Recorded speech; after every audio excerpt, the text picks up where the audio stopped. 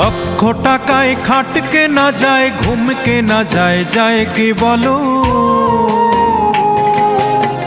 সোনার পালঙ্ক হলেই সবাই ঘুমিয়ে সুখ পায় কি বলো?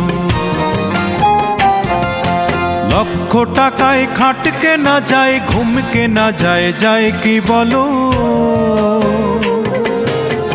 সোনার পালঙ্ক হলেই সবাই ঘুমিয়ে সুখ পায় কি বলো? সোনার পালঙ্ক হলেই সবাই ঘুমিয়ে সুখ পায় কি বলো?